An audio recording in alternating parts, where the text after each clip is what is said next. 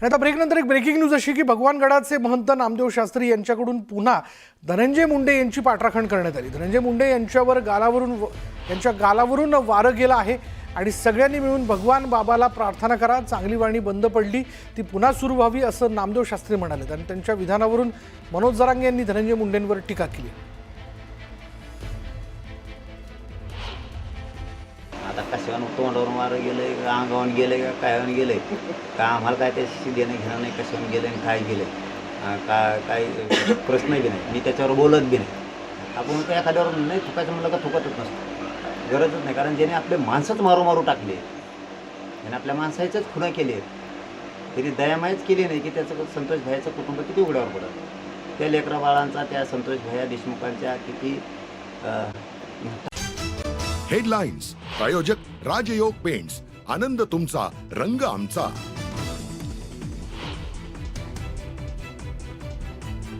Sassoon रुग्णालयाचा अहवाल doctor Sushrut Ghaisas यांच्या बाजूने। घैसास यांच्या विरोधात फारसे पुरावे नाहीत। मणिपाल, सूर्या रुग्णालय आणि इंदिरा IVF वर अहवालातून ठपका।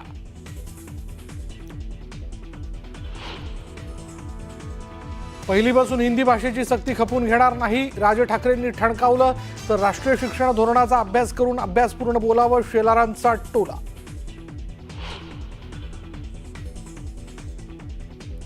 घाटकोपरमध्ये पुन्हा उफाळला मराठी गुजराती वाद। गुजराती रहिवाशांनी मांसाहारावरून हिणवल्याचं मराठी रहिवाशांचा आरोप। वादानंतर मनसैनिकांची तंबी।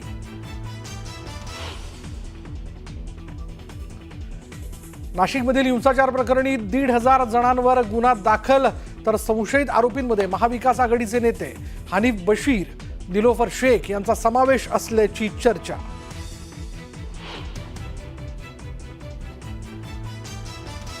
भाजप खासदार मेधा कुलकर्णींना अटक करा, नॅशनल कॉन्फरन्स फॉर मायनॉरिटीची मागणी। मेधा कुलकर्णींनी मशिदीत घुसून गोंधळ घातल्याचा आरोप।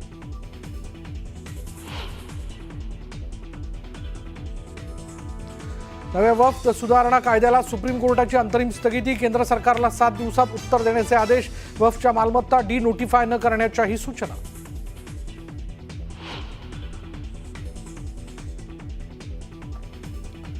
दुकान बंद करेन पण माझ्या शिवसेनेची काँग्रेस होऊ देणार नाही। उपमुख्यमंत्री शिंदेंनी बाळासाहेबांचा व्हिडिओ दाखवत ठाकरेंना लगावला टोला।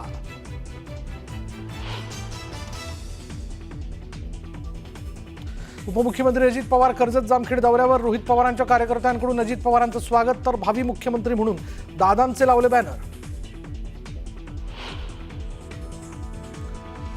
त्र्यंबकेश्वर ज्योतिर्लिंग मंदिरात VIP दर्शन तिकिटांचा काळा बाजार। 600 रुपयांचा दर्शन पास 2,000 विकल्याची माहिती। फसवणुकीचा गुन्हा दाखल।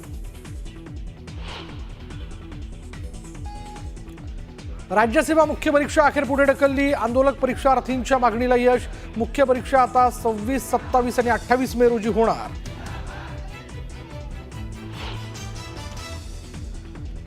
धायरी परिसरात सोन्याच्या दुकानात दरोडा टाकणाऱ्या आरोपींना पोलिसांनी ठोकल्या बेड्या। प्लास्टिक बंदुकीच्या धाकानं लुटलं होतं 22 तोळे सोनं।